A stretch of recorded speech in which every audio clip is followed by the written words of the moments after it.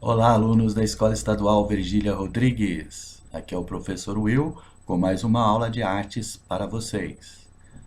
Tudo bem, pessoal? Vamos dar continuidade aí às nossas aulas de artes do terceiro bimestre. Vamos retomar o projeto Arte, Ciência e Tecnologia através da história da arte, agora estudando a arte na Grécia Antiga.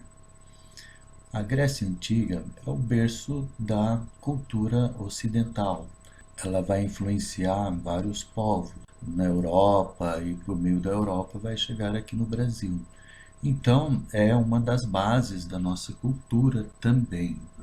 E essa arte grega, ela também serviu de base aí no Renascimento, no século XV, para a retomada dos avanços tecnológicos, dos estudos em artes, na sociedade, na tecnologia também. E a partir do século XV, então tem o advento aí, no século XVI, XVII, ali do academicismo. E todo esse conceito de arte que o academicismo vai defender lá no século XVI, XVII, vem aqui da história da arte antiga grega. Então vamos lá no berço da Grécia, ver como que as coisas podem ter acontecido lá. Vamos ver um vídeo sobre a Grécia Antiga.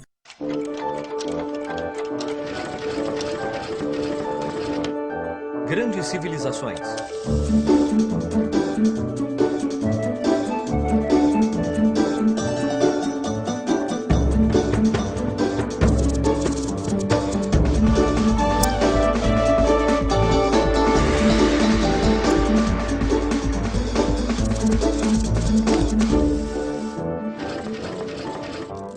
A Grécia Antiga, primeira parte. A beleza é... Bom, é linda. Mas o que é beleza? O que é que atrai o nosso olhar para algo que é belo? Essa foi uma pergunta à qual os gregos antigos dedicaram muito tempo, estudo e trabalho. Os antigos gregos acreditavam que uma vez que os seres humanos são os únicos seres vivos capazes de apreciar a beleza e os únicos capazes de criá-la, então a beleza pode ser encontrada dentro de nós e criada por nós. Além da habilidade de criar beleza, os seres humanos também podiam criar virtudes.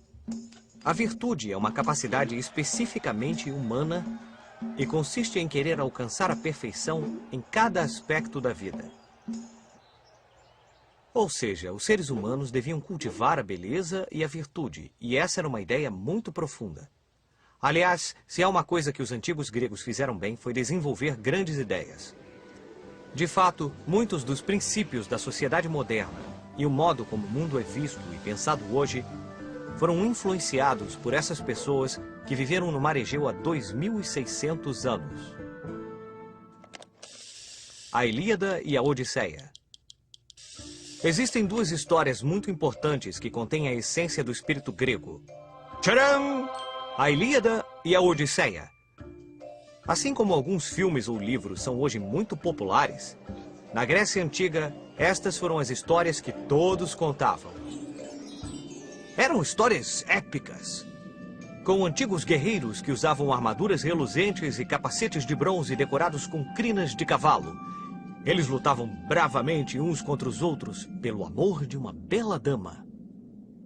Obrigado, obrigado. Eu sou Homero e não só criei as maiores histórias do meu tempo, mas também escrevi muitos poemas. Eu não sou demais.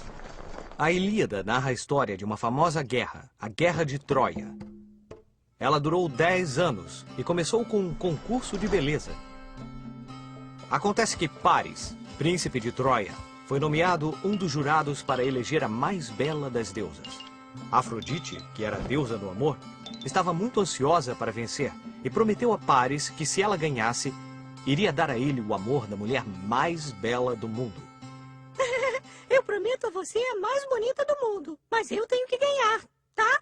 Como Afrodite ganhou, Paris se sentiu no direito de raptar Helena, a mais bela mulher da época. Mas o problema é que Helena era esposa de Menelau, um poderoso rei grego. Menelau ficou enfurecido e contou tudo a seu irmão, o poderosíssimo rei Agamenon, que ficou ainda mais irritado. Agamenon declarou guerra a Paris e aos troianos. Nessa guerra, heróis como Aquiles e Heitor tornaram-se figuras lendárias. Eles lutaram bravamente pela honra de seu povo e pela proteção de seus amigos.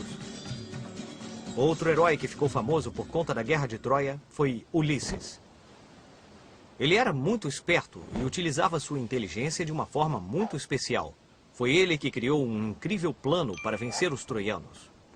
Ulisses simulou uma retirada e deixou um enorme cavalo de madeira como presente junto às muralhas de Troia. Então, os ingênuos troianos levaram-no para dentro da cidade, e quando caiu a noite, os soldados gregos escondidos saíram de dentro do cavalo e tomaram Troia de surpresa. Assim terminou a guerra. Tudo graças a esse artifício inteligente de Ulisses, que deu a vitória aos gregos. Esta é a história da Ilíada e de como terminou a Guerra de Troia. Nossa próxima história é a Odisseia.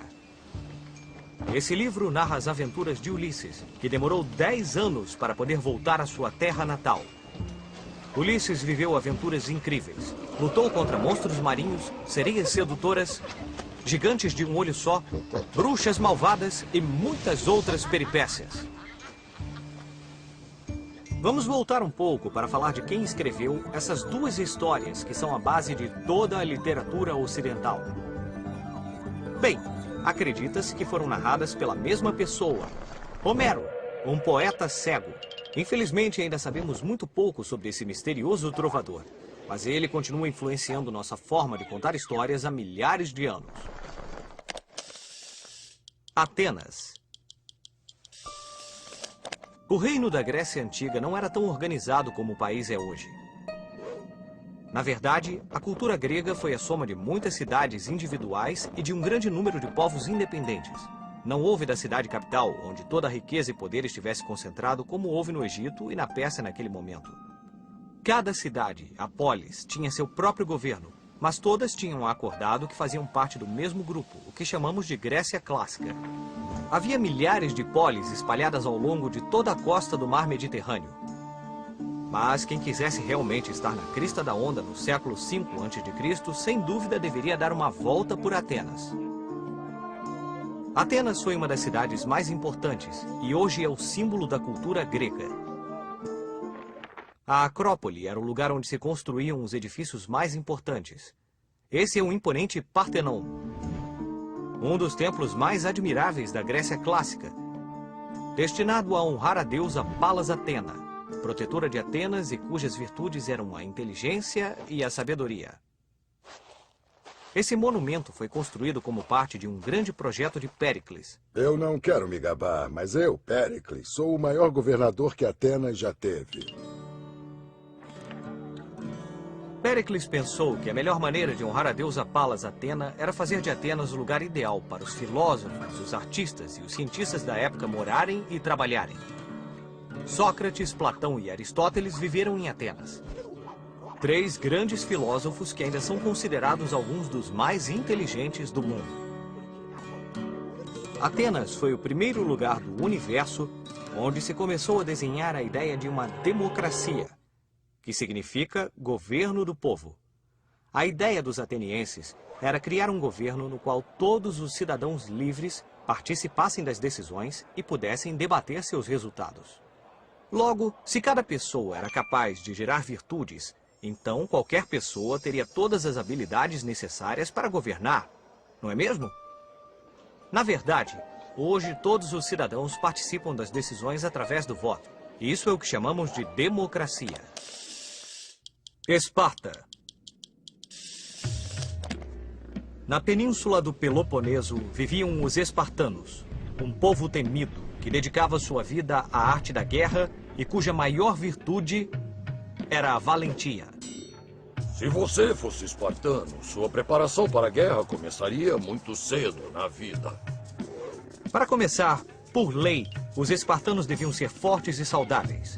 Em outras palavras, se alguma criança nascesse com algum problema físico, seria jogada de uma montanha e deixada à mercê de animais selvagens. Mas se tivesse a sorte de nascer sadio, começava desde muito jovem na escola de combate. E a participação no exército começava aos 20 e ia até os 60 anos. Cara, esses espartanos eram bem valentões como super-heróis. Isso não é nada. Basta abrir um livro para descobrir mais sobre uma das maiores histórias de Esparta. Durante as Guerras Médias, em 480 a.C., um imenso exército do Império Persa, liderado pelo rei Xerxes, quis invadir as cidades gregas. Apenas 300 espartanos, liderados pelo rei Leônidas, enfrentaram milhares de soldados persas. Apesar da esmagadora desvantagem, os 300 valentes espartanos conseguiram conter o avanço dos inimigos e assim houve tempo para que os outros gregos organizassem a resistência. Nenhum dos espartanos sobreviveu a este combate, mas eles alcançaram seu objetivo e os persas foram finalmente derrotados. Nossa!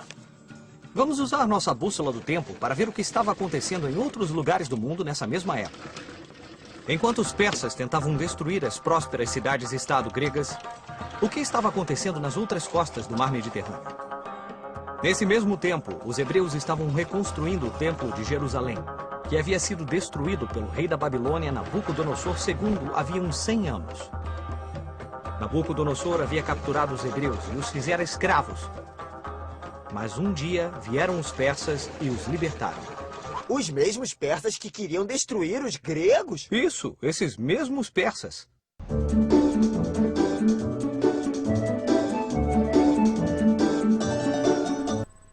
Voltando ao PowerPoint, então, vamos ver como que os gregos entendiam a arte em sua vida.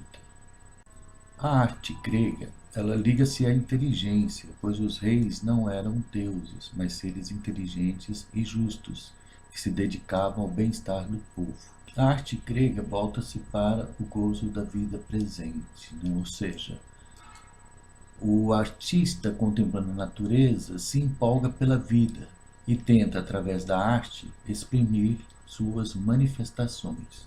Na sua constante busca da perfeição, o artista grego cria uma arte de elaboração intelectual, em que predomina o ritmo, o equilíbrio e a harmonia ideal.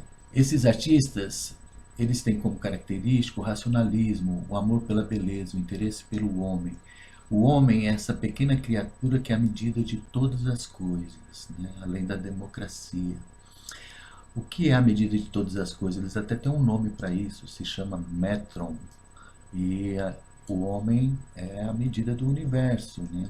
Por exemplo, ao construir um edifício, a altura do edifício vai ter 3 vezes a altura de um homem, 4 vezes a altura de um homem, né? Todas as medidas, tudo era com base nas proporções do ser humano. Nós vamos ver isso na arte também, né? A gente percebe que o ritmo, o equilíbrio e a harmonia vai ser uma busca constante, né, desses artistas gregos para a construção das suas obras de arte, seja ela no teatro, na dança, na música, na escultura, na arquitetura, né? Eles admiravam a natureza e tinham a natureza como exemplo de perfeição, de belo. Como a gente viu aí no início do vídeo, é a busca do belo, né, que os motiva, que os torna a ser artistas, a criar objetos que permitam a contemplação do belo.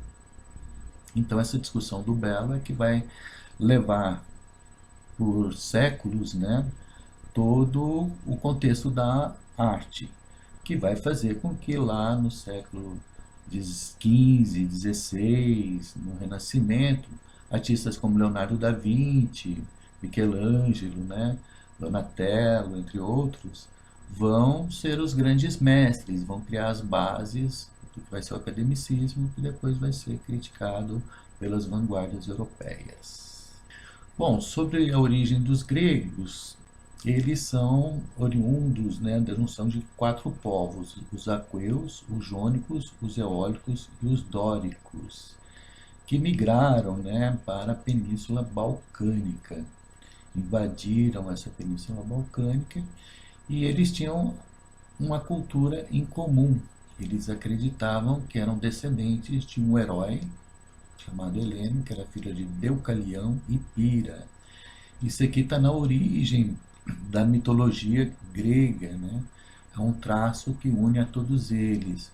Nós vamos ver que são vários povos, na verdade, diferentes um do outro, com algumas semelhanças, mas com diferenças também, que vão viver em cidades-estados independentes. Aqui é a região do Peloponeso, a gente viu lá no vídeo, né? Aqui a Ásia Menor, aqui o Mar Egeu, Mar Jônico, a Europa está para o lado de cá, né? A Espanha está por aqui. Aqui é o Peloponeso,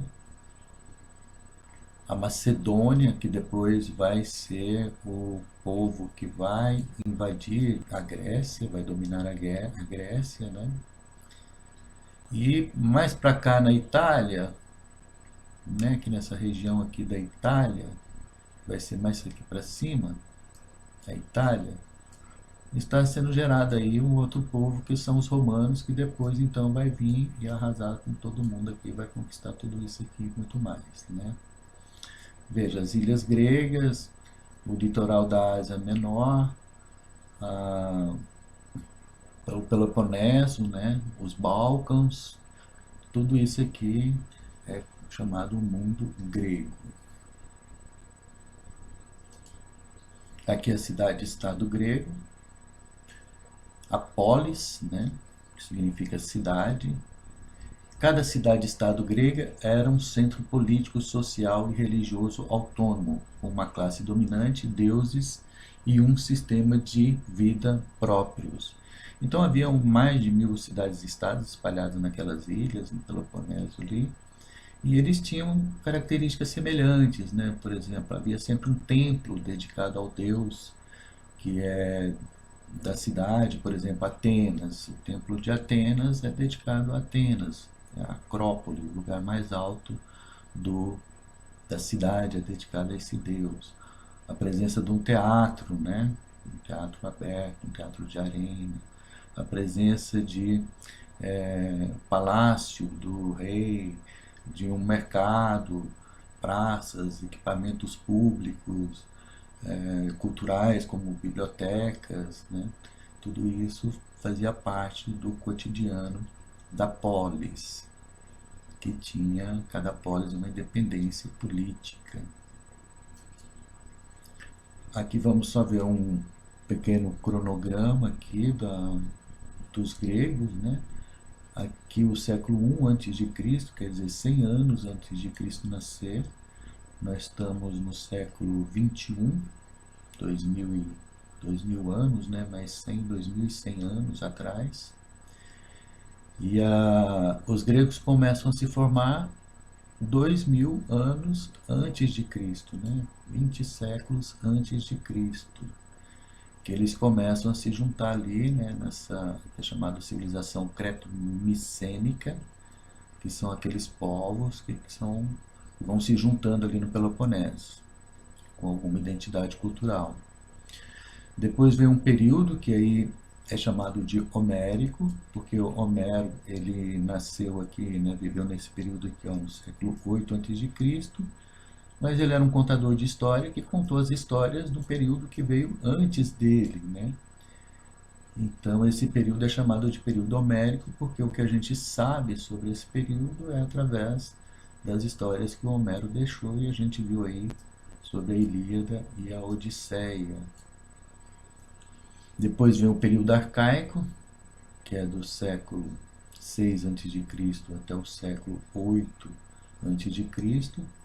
É o período em que se formam as cidades-estados.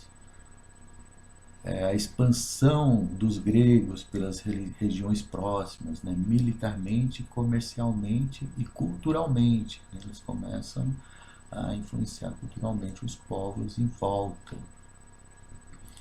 Aí depois vem o período de ouro, né? Que é o período clássico, que é do século 6 a.C. até o século 4 a.C. É o período de maior brilho da civilização grega, Atenas e Esparta, elas se destacam.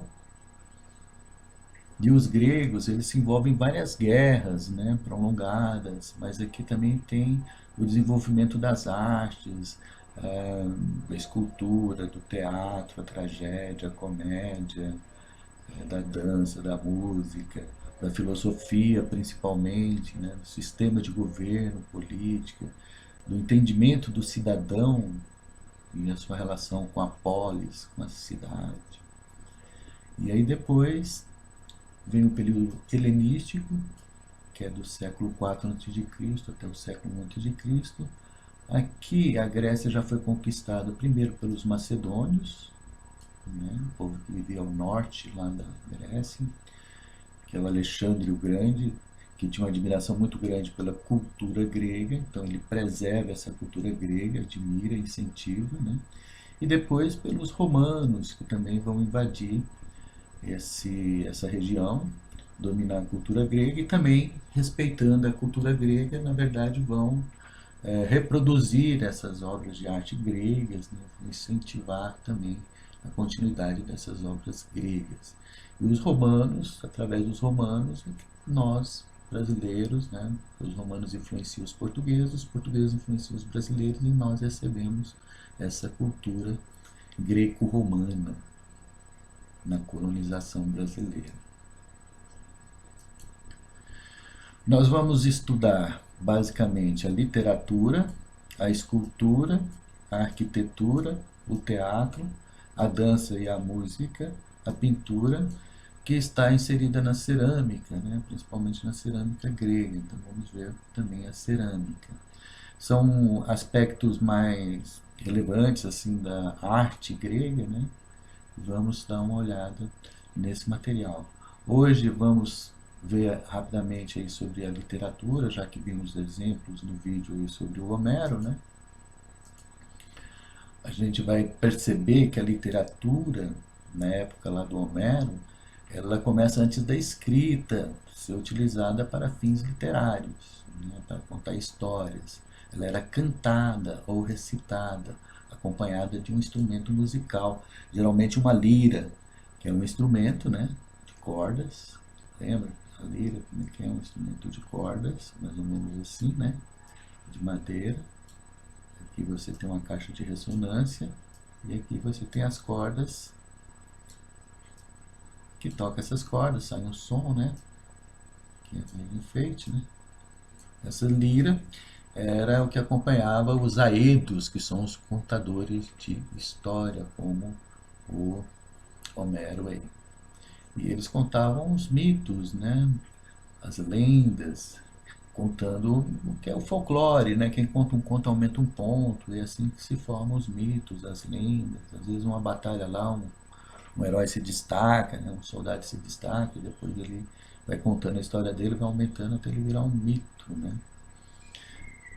Então a literatura grega ela se desenvolve principalmente a partir dessa forma de narrativa, né? Narrativa mítica. O estágio inicial é denominado de época arcaica, né? Desse período pertencem épicos atribuídos a Homero. Estamos falando aí do século VIII antes de Cristo, né? A Ilíada e a Odisseia, como a gente já viu, que retomam histórias entremeadas de mitos da época micênica, ou seja, do período homérico, que é do século VIII, né, atrás, o 8 até o 12 ali, né. A poesia didática de Hesíodo, que são aquelas fábulas que têm a característica dos animais usarem a fala de humanos, né, e ela tem um fundo moralizante, com a moral da história ao final, que é exemplificante, você aprende através dessa moral. Tudo isso é uma tradição épica, né? A palavra épica significa que é uma contação de história, né? Uma narrativa muito grande. Isso é o que significa épico. Bom, depois vem a época clássica, onde todos os gêneros literários atingem o seu ponto máximo, né? Eles se desenvolvem ao máximo, Entre esses gêneros você tem principalmente as tragédias, né, e as comédias. Os três grandes trágicos da Grécia Antiga são o Ésquilo, o Sófocles e o Eurípides. E na comédia nós temos o Aristófanes, né? Também foi desenvolvida, né, essa forma de poesia lírica coral de Píndaro e uma forma de oratória e retórica é muito utilizada, né, pelo político, pelo advogado, pelos defensores, pelas pessoas públicas, né? Também a prosa histórica atinge a sua maturidade. Então aqui a gente já está falando também de prosa, né? Quando se fala lá nos gêneros literários iniciais, nós vamos falar muito da poesia, porque era tudo rimado, que já começa a entrar a prosa histórica. Também é desse período aí, né, dessa época clássica, as obras de Platão e Aristóteles, já no campo da filosofia. Lembrando que o Platão ele foi discípulo de Sócrates, que não escreveu nada, ele falava, mas o Platão escreve diálogos que ele teria tido com o Sócrates, então basicamente a gente sabe do Sócrates através do Platão, né? E o Aristóteles, que foi discípulo de Platão. O Aristóteles ele é muito importante para a arte, porque ele vai escrever um livro chamado Poética, que vai falar sobre o teatro, né? Então a poética do Aristóteles vai ser basicamente um guia das artes, não só do teatro, mas das artes no mundo ocidental e até hoje exerce uma influência no modo de fazer arte no mundo ocidental. Vamos falar sobre literatura. Basicamente temos que falar sobre lendas e mitos, porque era a forma que o grego tinha de passar informação, né? E hoje é a fonte de informação para estudar essa civilização antiga. Essas histórias são riquíssimas em dados psicológicos, econômicos, materiais, artísticos, políticos e culturais. Isso porque o artista, né, o poeta, ao contar as histórias do que ele via, do que ele vivia, ele incluía nas suas narrativas. Então elas estão recheadas de informações da época em que eles viveram. Como a gente viu, né, a Ilíada e a Odisseia foi atribuída a Homero e envolve o contexto de época e mitologia. São os tempos homéricos. E eles vão falar sobre a expansão da Grécia, né? Um período de expansão, que eles pegam, entram nos navios e vão lutar por conquistar novos espaços. Então a Ilíada, como a gente disse, ela tem esse nome porque Ilion era como era conhecida a cidade de Troia, né? Ela tem 15.000 versos e conta episódios da Guerra de Troia. Como a gente viu, o príncipe Paris, que é de Troia, ele se apaixona por Helena e rapta Helena. E aí o marido dela, Menelau, vai em vingança, né? Eles vencem a guerra utilizando o estratagema do Ulisses, que é o cavalo de Troia. Ele coloca os soldados aqui dentro, os soldados vão lá, invadem, abrem os portões da cidade enquanto todos estão dormindo, né? E acabada a guerra de Troia, né, ele vai contar a Odisseia, que é a história do Odisseu, ou seja, Ulisses para nós, Odisseu para os gregos, né, o marido de Penélope, que leva 10 anos para chegar em casa na sua terra, que é a ilha de Ítaca. Bom, a literatura grega, então, ela é basicamente baseada nos mitos, né? E os gregos, eles usavam os mitos para passar mensagem para as pessoas, para os seus descendentes, né? Era uma memória histórica, né, viva ali do seu povo, né? Então, há 3.000 anos atrás, eles também não tinham explicações para os fenômenos da natureza. Então, os acontecimentos históricos também. Então, eles envolviam isso numa forma mítica, né? Contando como se fosse um mito para explicar a origem das coisas, por exemplo, né? Portanto, para buscar um significado para os fatos políticos, econômicos e sociais, os gregos criaram uma série de histórias de origem imaginativa que eram transmitidas principalmente por meio da literatura oral. Então, primeiro a literatura oral, depois a escrita. Por exemplo, uma dessas mitologias envolve a cosmogonia, né, que é a origem do universo, a origem dos povos, a origem dos deuses. Para eles, os deuses habitavam o Monte do Olimpo, né, onde Zeus era o supremo deus. E esses deuses eles tinham semelhança com humanos, né? Eles tinham poderes sobre-humanos, mas tinham algumas coisas parecidas com humanos, como, por exemplo, o ciúme, a inveja, a traição, a violência, a vingança, né? E eles também podiam se apaixonar e até se casar, ter filho com humanos. Os humanos eram mortais, os deuses imortais. Dessa união entre deuses mortais, deuses imortais, dessa união entre deuses imortais surgiam os heróis ou semideuses. É o caso de Hércules, né, que aparece aqui lutando contra um centauro. Aqui alguns dos deuses, né, que os gregos cultuavam, já que eles eram politeístas, né, mais de um deus. Zeus, que era o deus de todos os deuses, senhor do céu, usava um raio como símbolo, como instrumento, né, como instrumento de guerreiro, né. Afrodite, que é a deusa do amor, do sexo, da beleza. O Poseidon, deus dos mares. A Hera, deusa do casamento, da maternidade. O Apolo, deus da luz, das obras de arte. Artemis, da caça, da vida selvagem. Ares, da guerra. Atena, deusa da sabedoria. Hermes, o mensageiro dos deuses, né, aquele que tem asinha nos pés. O Hefesto, que é a divindade do fogo, do trabalho, que fazia os instrumentos de guerra, né, como os escudos, as espadas, as lanças. O Deméter, que era da colheita, da agricultura. Também os seres mitológicos, como os heróis, como eu disse, os heróis são metade mortal, metade Deus, né? É o caso do Hércules ou do Aquiles. O Aquiles é aquele que a mãe mergulhou ele, quando criança, no rio, e segurou pelo calcanhar, então ele ficou invulnerável no corpo todo, menos no calcanhar. E na guerra de Troia, justamente, ele vai morrer com a flechada no calcanhar. As ninfas, que são seres femininos, que habitam os campos e bosques.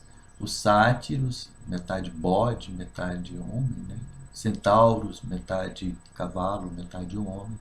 Sereias, metade peixe, metade mulher. E Tritão, quando é metade peixe, metade homem. Górgonas, que são mulheres monstros, né? Por exemplo, a Medusa, que tem um cabelo de serpente. Né? As quimeras, que são mistura de leão e cabra, por exemplo. O Minotauro, que é um ser que a gente pode dizer que é antroposomorfo. Antropos quer dizer homem, zo quer dizer animal, morfo quer dizer forma. Então, antroposomorfo quer dizer que tem forma de gente e de animal. É o caso do Minotauro. A lenda do Minotauro é bastante conhecida, porque ele vivia num labirinto na ilha de Creta, e o Teseu vai ser o herói que vai tentar matar esse animal. E aí ele é ajudado pela Ariadne, que é a princesa de Creta. Ela dá para ele um novelo de lã e uma espada. A ponta do novelo de lã ele amarra no começo do labirinto e vai soltando a lã à medida que vai caminhando. Ele entra no labirinto, ele encontra o Minotauro, mata o Minotauro e depois ele consegue achar o caminho de volta seguindo a linha que ele deixou para trás.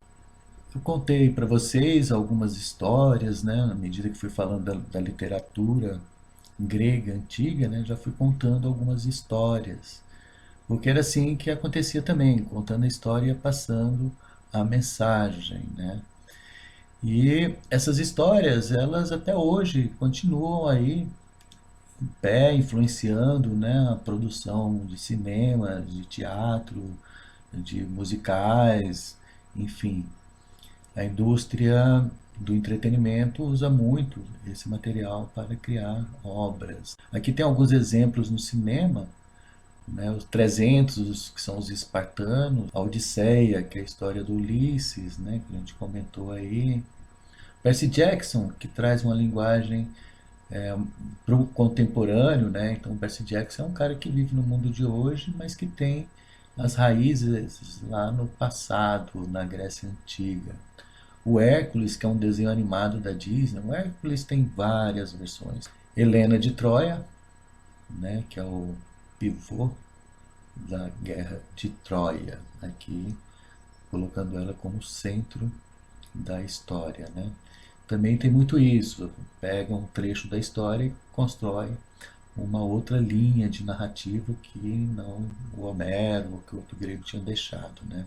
E você vai poder fazer isso, né? Aproveitar esse conhecimento aí de literatura grega que provavelmente você tem, porque todos nós vimos um filme desse ou outro, né? Essas histórias estão aí na nossa sociedade o tempo todo. E aí você vai pensar aí quais histórias dessa mitologia grega você conhece, né? Viu algum filme, leu em algum livro, ouviu alguém contar? Tem alguma que você gosta em especial? Então escolhe uma história dessa. Se você não tiver nenhuma, você pode inventar uma história também, pode contar uma história que você gosta, pode contar uma história que aconteceu com você, né?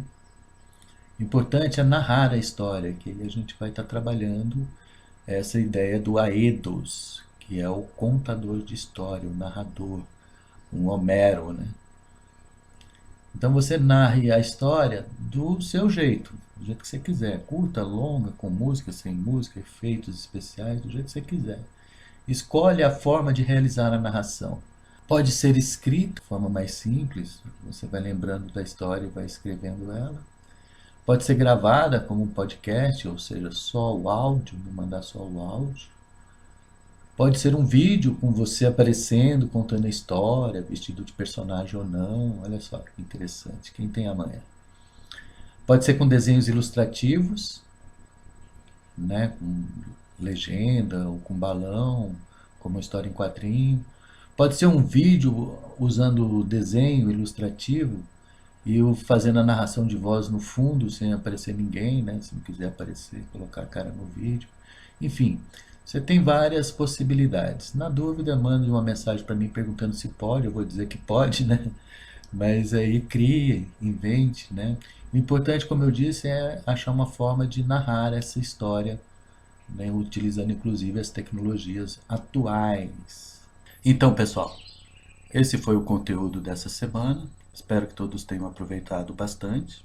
Façam a atividade, poste aí no Classroom. Um abraço a todos, se cuidem e até a próxima aula. Professor Will desligando.